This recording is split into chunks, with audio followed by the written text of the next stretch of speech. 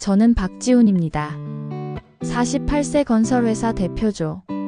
하지만 7년 전까지만 해도 전혀 다른 사람이었습니다. 2024년 12월 서울역. 칼바람이 얼굴을 베어내는 것 같았습니다. 저는 한성건설 대표 자격으로 희망 나눔 바자회에 참석했죠. 언론사 카메라들이 제 일거수일투족을 찍어댔습니다. 5억 원 기부, 형식적인 미소, 판에 박힌 인사말, 모든 게 각본대로였죠. 바자회장을 둘러보며 사진 촬영을 하던 중이었습니다. 지하철 3번 출구 근처에 작은 노점들이 줄지어 있었죠. 김밥, 떡볶이, 순대를 파는 평범한 노점들. 그런데 한 노점 앞에서 제 발걸음이 멈췄습니다. 김밥을 마는 여인의 뒷모습이 보였죠. 왼팔을 제대로 쓰지 못하는지 오른손으로만 김밥을 말고 있었습니다. 느리고 어설펐죠. 하지만 그 움직임에는 묘한 품위가 있었습니다. 제 심장이 빠르게 뛰기 시작했죠. 설마, 아니겠지. 하지만 제 예감은 틀린 적이 없었습니다. 여인이 손님에게 김밥을 건네며 고개를 들었죠. 순간 저는 숨이 멎는 것 같았습니다. 한서연. 7년 전 헤어진 저의 약혼녀. 아니, 그보다 먼저 대한그룹 회장의 며느리였던 여자. 한때 서울 정재계가 부러워하던 재벌가 안주인이었죠. 서연도 저를 알아봤습니다. 김밥을 싸던 손이 멈췄죠. 얼굴이 하얗게 질렸습니다. 그리고 다음 순간 도망치려 했죠. 하지만 마비된 왼팔이 균형을 잃게 만들었습니다. 테이블이 뒤집혔죠. 김밥 재료들이 바닥에 쏟아졌습니다.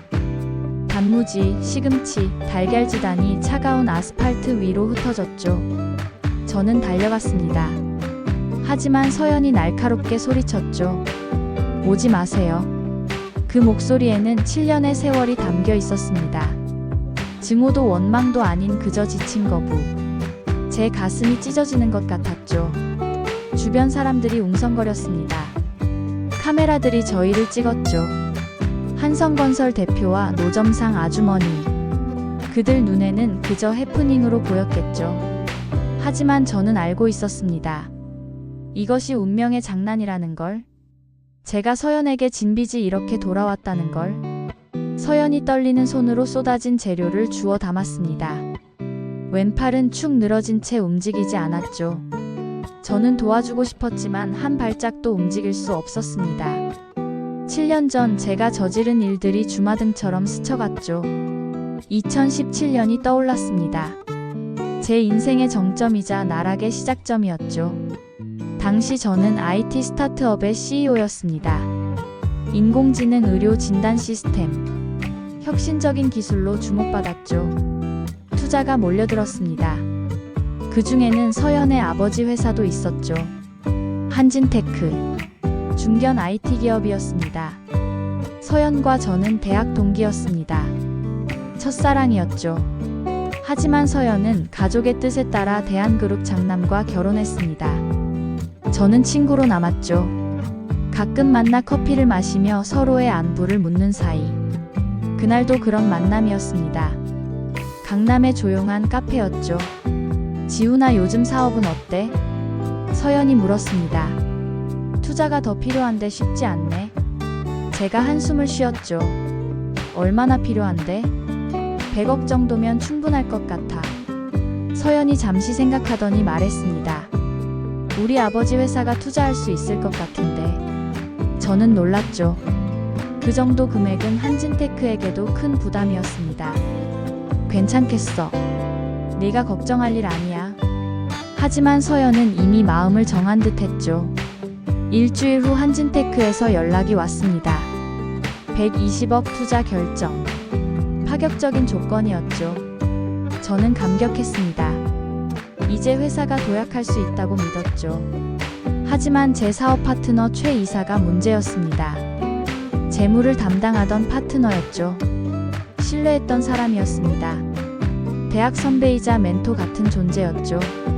투자금이 들어온 지 2달 후였습니다. 최 이사가 사라졌죠. 회사 계좌도 텅 비어 있었습니다. 횡령액 150억. 한진테크 투자금은 물론 다른 투자금까지 모두 가로챘죠. 경찰에 신고했지만 최 이사는 이미 해외로 도주한 후였습니다. 회사는 하루아침에 무너졌죠.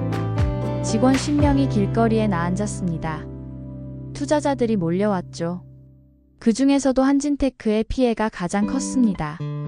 서연의 아버지가 절 찾아왔습니다. 얼굴이 10년은 늙어 보였죠. 지훈아, 이게 어떻게 된 일이냐? 죄송합니다. 어떻게든 책임지겠습니다. 하지만 저에게는 아무것도 남지 않았죠. 한진테크는 연쇄부도를 맞았습니다.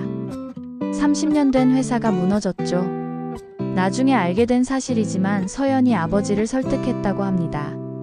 지훈이는 믿을 만한 사람이라고 제 미래를 보증했다고 하더군요. 그 믿음을 제가 배신한 셈이었죠. 한진테크 부도 소식이 대한그룹에 전해졌습니다. 서연의 시댁이 발칵 뒤집혔죠. 서연의 시어머니 조 여사가 직접 나섰습니다. 재벌가의 여제라 불리던 여자였죠. 당신 친정이 우리 집안 명예에 먹칠을 했어. 시어머님, 저는 모르는 일이었습니다. 서연이 항변했지만 소용없었죠. 더 큰 문제가 터졌습니다. 서연이 남편이 외도 증거를 잡은 것이죠. 비서와의 불륜 사진. 결정적 증거였습니다. 서연이 이혼을 요구했죠. 하지만 조 여사의 대응은 충격적이었습니다. 서연을 정신병원에 강제 입원시킨 것이죠. 우울증과 조현병 진단서. 물론 조작된 것이었습니다. 2018년 3월. 서연이 정신병원에 갇혔습니다. 면회도 금지였죠. 강력한 약물이 투여됐습니다. 부작용으로 왼팔 신경이 손상됐죠. 영구적 마비였습니다. 서연의 아들 승민이는 당시 10살이었습니다. 엄마가 아프다는 거짓말만 들었죠. 서연이 보고 싶어 울어도 할머니는 차갑게 외면했습니다. 저는 그 소식을 1년 뒤에야 들었습니다. 이미 늦었죠. 저도 파산 후유증으로 고통받고 있었습니다. 빚쟁이들이 몰려왔죠. 길거리를 떠돌았습니다. 서연을 도울 힘이 없었죠. 2019년 겨울. 서연이 2년 만에 병원에서 나왔다는 소문을 들었습니다. 하지만 찾을 수 없었죠. 대한그룹이 완벽하게 입을 막았습니다. 서연의 존재 자체를 지운 것이죠. 서연이 아들을 찾아갔다는 이야기도 들렸습니다. 하지만 문전박 대당했죠. 승민이는 엄마가 정신병으로 자신을 버렸다고 믿게 됐습니다. 조 여사의 세뇌였죠. 저는 그때 맹세했습니다. 반드시 재기에서 서연을 찾겠다고, 진실을 밝히겠다고. 하지만 그것이 얼마나 오만한 생각이었는지 곧 깨달았죠. 서연이 감당해야 했던 고통의 무게를 저는 상상조차 할 수 없었습니다. 재벌가 며느리에서 정신병자로, 아들과 생이별, 왼팔 마비. 그 모든 것이 제 파산에서 시작됐죠. 죄책감이 저를 갉아먹었습니다. 하지만 포기할 수 없었죠. 살아남아야 했습니다. 서연을 찾기 위해서라도. 2020년. 서연이 작은 식당에서 일한다는 정보를 입수했습니다. 하지만 제가 찾아갔을 때는 이미 그만둔 후였죠. 사장님이 말했습니다. 왼팔을 못 쓰니까 일이 느려서 어쩔 수 없었어요. 어디로 가셨는지 아십니까? 글쎄요, 다른 일자리 찾는다고 했는데. 서연의 행적을 쫓았습니다. 편의점 청소부, 식당 설거지, 전단지 아르바이트. 하지만 왼팔 마비로 오래가지 못했죠. 점점 일자리가 줄었습니다. 2021년. 저는 건설업에 뛰어들었습니다. 바닥부터 시작했죠. 노동판에서 뼈를 묻었습니다. 실력을 인정받았죠. 작은 하청업체를 인수했습니다. 죽을 만큼 일했죠. 그 사이 서연은 더 깊은 나락으로 떨어지고 있었습니다. 노점상을 시작했다는 소식을 들었죠. 서울역 근처. 하지만 정확한 위치를 몰랐습니다. 2022년. 한성건설을 인수했습니다. 중견 건설사였죠. 부채가 많았지만 가능성이 있었습니다. 저는 회사를 살려냈죠.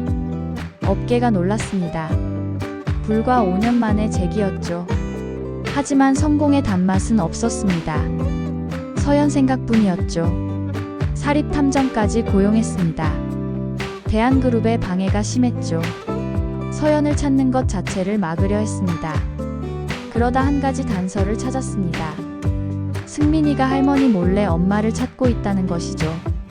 고등학생이 된 승민이는 진실을 의심하기 시작했습니다. SNS에 엄마를 찾는 글을 올렸죠. 저는 승민이에게 접근했습니다. 익명으로 메시지를 보냈죠. 당신 어머니는 정신병자가 아닙니다. 누구세요? 진실을 알려드릴 수 있습니다. 승민이는 경계했지만 결국 만나기로 했죠. 카페에서 모든 것을 털어놨습니다. 승민이는 충격받았죠. 하지만 믿지 않았습니다. 증거가 있습니까? 곧 보여드리겠습니다. 저는 3년 동안 모은 자료를 정리했습니다. 정신병원 의료기록, 조작된 진단서, 약물 부작용 보고서, 하나하나 증거를 모았죠. 2024년 11월, 드디어 서연의 위치를 확인했습니다. 서울역 3번 출구, 김밥 노점, 매일 새벽 5시 출근, 밤 10시 퇴근. 7년 만에 찾은 것이죠. 하지만 선뜻 다가갈 용기가 없었습니다. 제가 무슨 자격으로 서연 앞에 설 수 있을까요? 모든 것의 시작이 제 실패였는데, 그러다 희망 나눔 바자회 소식을 들었습니다. 서울역에서 열린다고. 운명이라고 생각했죠. 공식적인 자리에서 자연스럽게 만날 수 있을 거라고.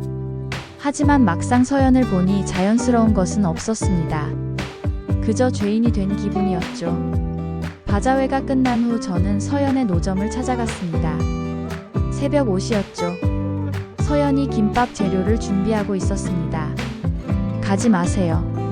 서연이 등을 돌린 채 말했죠. 할 말이 있습니다. 들을 말이 없어요. 저는 봉투를 테이블에 놨습니다. 돈이 아니었죠. 쪽지가 들어있었습니다. 승민이를 만났습니다. 당신 아들이 엄마를 찾고 있어요. 서연의 손이 멈췄습니다. 천천히 봉투를 열었죠. 쪽지를 읽는 서연의 눈에서 눈물이 흘렀습니다. 승민이가 엄마를 오해한 걸 후회하고 있습니다. 진실을 알게 됐어요. 어떻게 무슨 자격으로? 서연의 목소리가 떨렸죠.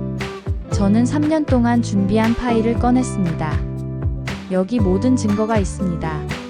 조 여사가 당신을 어떻게 했는지, 정신병원 강제 입원, 조작된 진단서, 약물 부작용으로 인한 팔마비, 모든 것이 기록되어 있어요. 서연이 파일을 받아들었습니다. 손이 떨렸죠. 한 장 한 장 넘기며 읽었습니다. 그리고 하나 더. 당신 시동생과 제 파트너 최 이사가 공모했다는 증거도 찾았습니다. 서연이 고개를 들었죠. 믿을 수 없다는 표정이었습니다. 최 이사가 횡령한 돈의 일부가 당신 시동생 계좌로 들어갔습니다. 시동생은 형수를 제거하고 그룹 후계 구도를 바꾸려 했던 것이죠. 제 회사를 무너뜨린 것도 한진테크를 망하게 한 것도 모두 계획이었습니다. 서연이 무릎에 힘이 풀렸습니다. 의자에 주저앉았죠. 그럼 처음부터 모든 게. 네, 당신은 희생양이었습니다. 저도 마찬가지고요. 침묵이 흘렀습니다. 서연이 말했죠. 이제 와서 이걸 어쩌란 거예요. 싸워야죠. 정의를 찾아야 합니다. 승민이를 위해서라도. 서연이 고개를 저었습니다. 힘이 없어요. 저는 이미 다 잃었어요. 저는 힘이 있습니다. 한성건설 대표니까요. 그리고 조력자도 있어요. 제가 한 사람을 소개했습니다.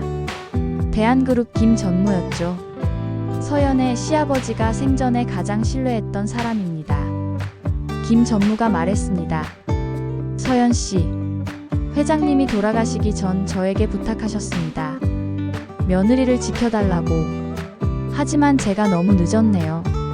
죄송합니다. 김전무는 고개를 숙였죠. 그리고 서류 뭉치를 꺼냈습니다. 5년 동안 조 여사와 둘째 도련님의 비리를 모았습니다. 이제 때가 됐다고 생각합니다. 서연이 눈을 크게 떴습니다. 희망이 보이기 시작했죠. 김 전무가 준비한 증거는 충격적이었습니다. 시동생 한준영이 최 이사에게 보낸 이메일들이 있었죠. 지훈의 회사를 망하게 하라. 투자금을 빼돌려라. 대가는 충분히 주겠다. 날짜를 확인하니 한진테크가 투자하기 한 달 전이었습니다. 조 여사의 지시 문서도 있었죠. 서연을 정신병원에 입원시키는 과정, 의사 매수, 진단서 조작, 약물 과다 투여 지시, 모든 것이 치밀하게 계획됐습니다. 더 놀라운 것은 회장의 유언장이었습니다. 진짜 유언장이었죠. 만약 서연이 억울한 일을 당한다면 내 지분의 30%를 서연에게 상속한다. 조 여사가 숨긴 유언장이었습니다. 김 전무가 비밀리에 복사해뒀죠. 이제 판이 바뀌었습니다. 저희에게 싸울 무기가 생겼죠. 하지만 서연은 여전히 망설였습니다. 승민이가 상처받을까봐 무서워요. 오히려 진실을 알아야 합니다. 엄마가 얼마나 억울했는지. 저는 승민이와 만남을 주선했습니다. 크리스마스 이브였죠. 호텔 레스토랑. 조용한 룸을 예약했습니다. 승민이가 먼저 도착했습니다. 17살 청년이었죠. 서연을 빼닮았습니다. 긴장한 표정이었죠. 문이 열렸습니다. 서연이 들어왔죠. 모자를 깊게 눌렀었습니다. 왼팔은 주머니에 넣고 있었죠. 승민이가 일어섰습니다. 엄마라는 말이 목에 걸렸죠. 7년 만이었습니다. 서연이 모자를 벗었습니다. 수척한 얼굴이 드러났죠. 하지만 눈빛은 여전히 따뜻했습니다. 승민아. 한마디였지만 7년의 그리움이 담겨 있었죠. 승민이가 다가갔습니다. 서연은 오른팔로 아들을 껴안았죠. 승민이가 흐느꼈습니다. 엄마 미안해요. 정말 미안해요. 엄마가 날 버린 줄 알았어요. 할머니가 그렇게 말했어요. 서연이 아들의 등을 토닥였습니다. 괜찮아. 내 잘못이 아니야. 엄마가 미안해. 지키지 못해서. 모자의 재회를 지켜보며 저도 눈시울이 붉어졌습니다. 하지만 감동도 잠시였죠. 문이 거칠게 열렸습니다. 조 여사와 한준영이 들어왔죠. 뒤에는 경호원들이 있었습니다. 승민아 당장 나가자. 조 여사의 차가운 목소리였죠. 할머니 저는 엄마와 있고 싶어요. 이 여자는 내 엄마가 아니야. 정신병자일 뿐이지. 한준영이 비웃었습니다. 형수님도 참 끈질기시네요. 아직도 포기를 모르시나? 그때 김 전무가 나타났습니다. 손에는 서류 가방이 들려 있었죠. 조 여사님 이제 그만하시죠. 게임은 끝났습니다. 김 전무가 서류를 테이블에 펼쳤습니다. 조 여사님이 며느님을 정신병원에 강제 입원시킨 증거입니다. 의사 매수 기록, 조작된 진단서, 약물 과다 투여 지시서, 그리고 한준영 도련님이 박지훈 대표의 회사를 망하게 한 증거도 있습니다. 조 여사의 얼굴이 굳었습니다. 한준영은 당황했죠. 이게 뭐야? 어떻게 이런 걸? 회장님이 저에게 남기신 겁니다. 며느님이 억울한 일을 당하면 진실을 밝히라고요. 김 전무가 또 다른 문서를 꺼냈습니다. 그리고 이것은 회장님의 진짜 유언장입니다.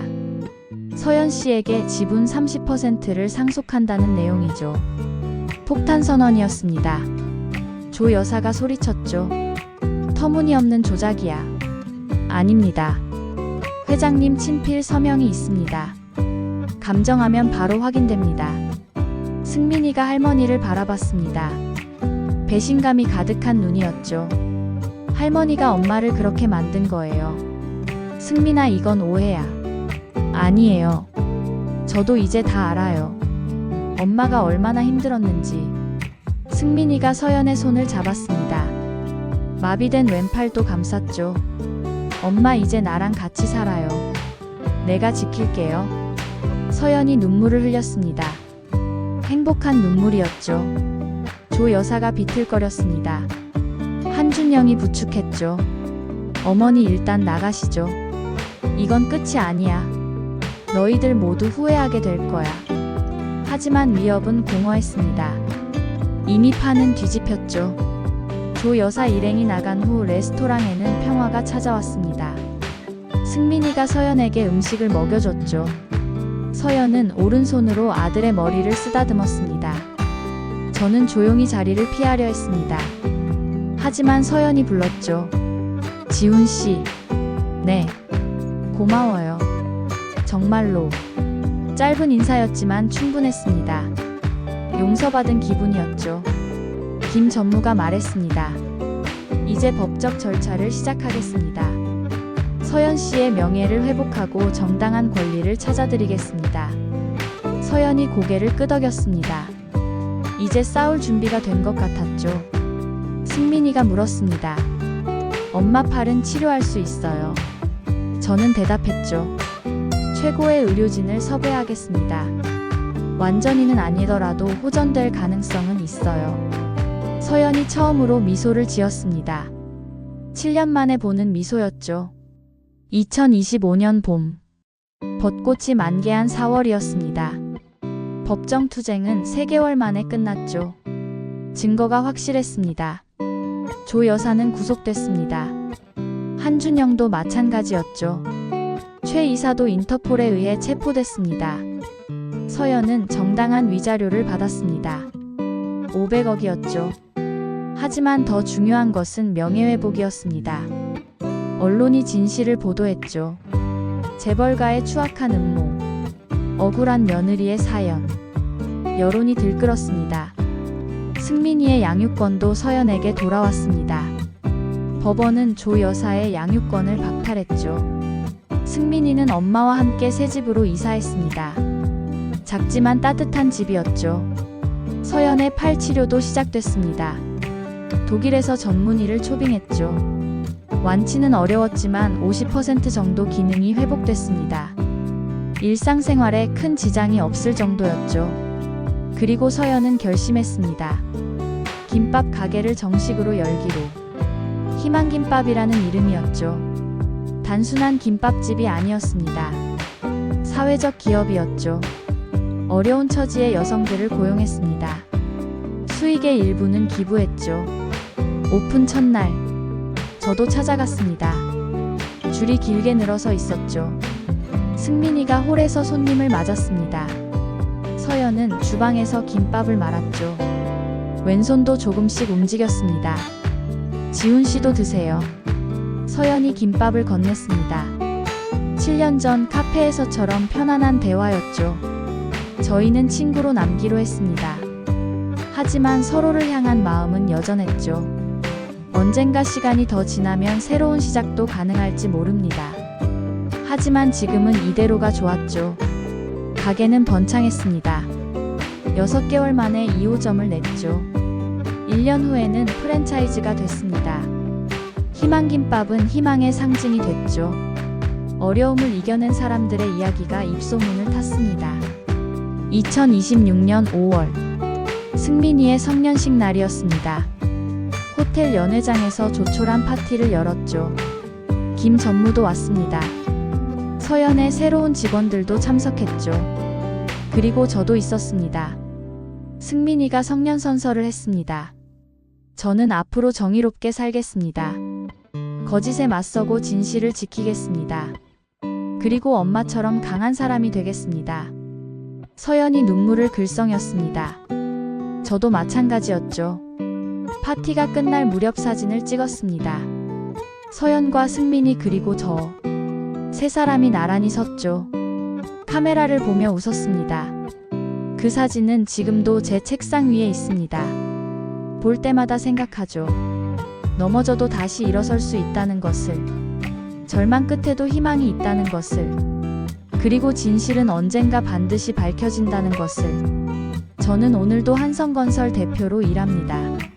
하지만 예전과는 다르죠. 이익보다 사람을 먼저 생각합니다. 서연이 그랬던 것처럼.